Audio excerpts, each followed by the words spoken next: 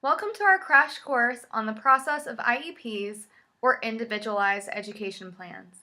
I am Amanda Nassarizafar, and for the sake of this project, I am acting as a seasoned teacher with a lot of years worth of experience in developing and implementing IEPs.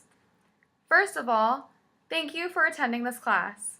As upcoming or prospective teachers, such as myself, it is important to try to understand this aspect of education prior to being set loose within your own classroom.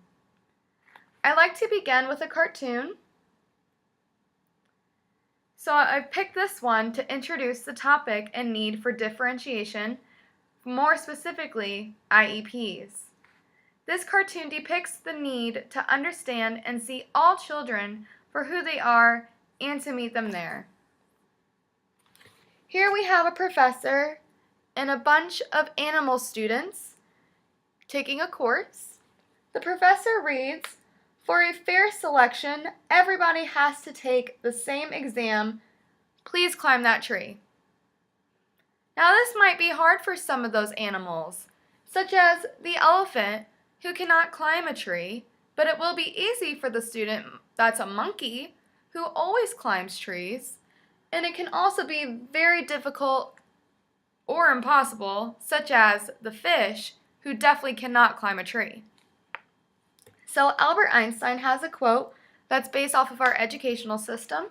He quotes, "Everybody is a genius, but if you judge a fish by its ability to climb a tree, it will live its whole life believing that it is stupid." Now this shows how some school systems have an unfair educational system that has one exam for all students, when some students may need some other type of form of an exam or an accommodation for an exam because they may have either a disability or a learning disability. It is our job, and soon will be your own job, to ensure you are meeting the needs of all the students in your classrooms. So, what is an IEP, you may ask? As mentioned, an IEP is an individualized education plan. This is a legal document that is created for all children who receive special education services. This document details the child's learning needs, the services the school will provide for them, and how progress will be measured. IEPs were created as a result of a federal law called the Individuals with Disabilities Education Act, or IDEA. This law requires public schools to create IEPs for all students who receive special education services. These students can be age 3 through high school graduation, or the age of 22, whichever one comes first.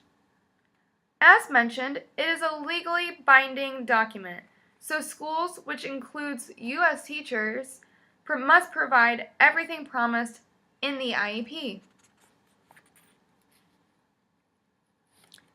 So who helps create these IEPs? There are many key individuals involved in the creation of IEPs. This graphic shows who these individuals can be. First, we have the parents.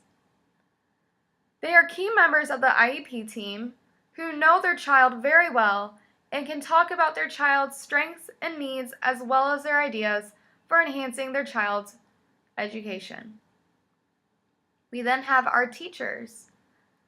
At least one of the child's regular education teachers must be on the IEP team if the child is or may be participating in the regular education environment. The child's special education teacher also contributes important information and experience about how to educate children with disabilities. We then also have the child, if it seems appropriate for the child to be at the IEP meeting, and if the child has the ability and desire to attend, they should also be included in the planning, since this will determine their future and how to meet their needs. Other professionals that may be involved in the planning, such as experts in analyzing the results, a representative from the school system, members of transition services if applicable, and any other professionals who may know the child or contribute to meeting their needs. We then have our steps of our IEP process. These are the 10 steps as provided by the Department of Education. Step number 1. Child is identified as possibly needing special education and related services. In this step, the state must identify, locate, and evaluate all children with disabilities in the state who need special education and related services. To do so, they use a process called Child Find to find students needing evaluation. Teachers and other school professionals can also refer or request an evaluation to occur. Step 2. The child is evaluated. The evaluation should assess the child in all areas related to the suspected disability. Parents have the right to take their child for an IEE or independent educational evaluation. They also have the right to ask the child's school to pay for it in order to give them peace of mind or further clarification of their child's possible disability. Step 3. IEP is reviewed. Several qualified professionals and the parents look at the child's evaluation results. Together, they decide if the child is a child with a disability, as defined by IDEA. It is important to note that parents have the right to ask for a hearing to challenge the eligibility decision of their child with the disability. Step 4. Child is found eligible for services. Within 30 calendar days, and that's all days, not just business days, after a child is determined eligible for the IEP services, the IEP team must meet to write an IEP for the child. Step 5. IEP meeting is scheduled. The school system schedules and conducts the IEP meeting. There are several guidelines for the school in terms of effort shown in this step. These strict guidelines are there to uphold the rights of the parents to be informed of the meeting's purpose, time, location, who will be attending the meeting, and who they can invite to attend as well. Step 6. IEP meeting is held and the IEP is written. The IEP team gathers to talk about the child's needs and write the student's IEP. Before the school system, they may provide services to the child. The parents must give the consent. Step 7. Services are provided. Each of the child's teachers and service providers has access to the IEP and knows his or her specific responsibilities for carrying out the IEP. This includes the accommodations, modifications, and supports that must be provided to the child in keeping with the IEP. Step 8. Progress is measured and reported to the parents. The child's parents are regularly informed of their child's progress and whether that progress is enough for the child to achieve the goals by the end of the school year. These progress reports must be given to the parents at least as often as parents are informed of their non-disabled children's progress. Step 9. IEP is reviewed. The child's IEP is reviewed by the IEP team at least once a year, or more often if the parents or school ask for a review. If necessary, the IEP is then revised for the student. Parents, as team members, must be invited to attend these meetings. Parents can make suggestions for changes, can agree or disagree with the IEP goals, and agree or disagree with the placement of their child.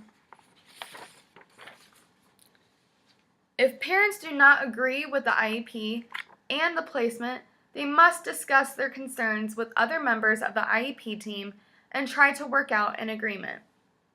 There are several options, including additional testing, an independent evaluation, or asking for mediation if available, or a due process hearing.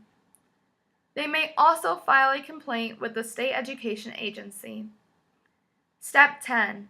Child is reevaluated. At least every 3 years, the child must be reevaluated while they attend a school. Contents of an IEP.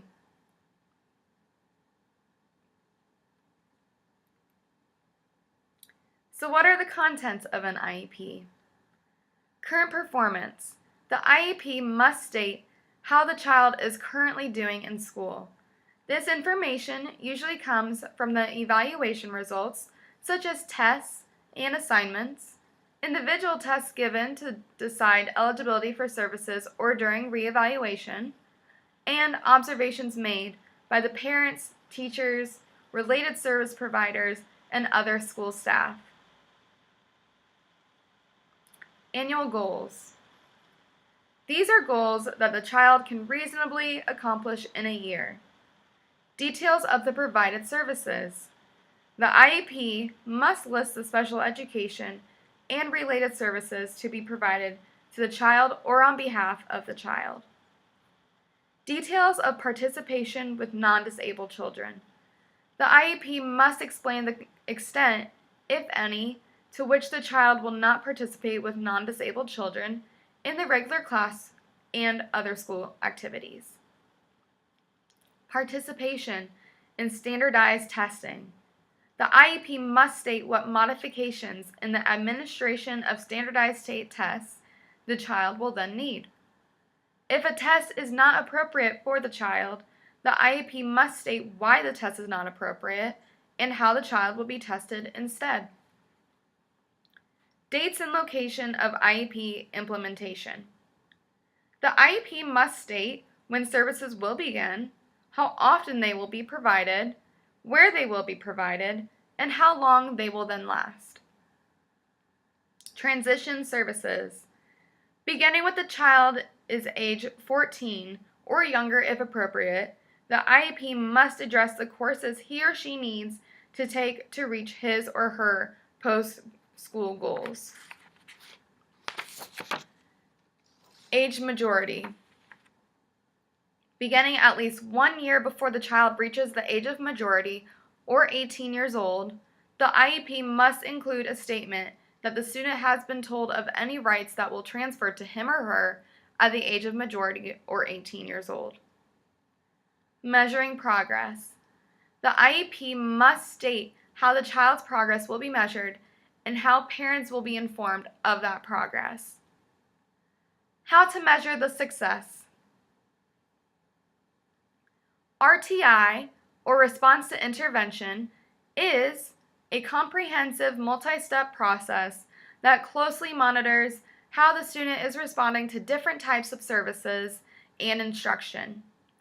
The RTI is a 3-tiered intervention that can be used as a tool to plan and monitor success. Tier 1 is general high-quality classroom instruction for all.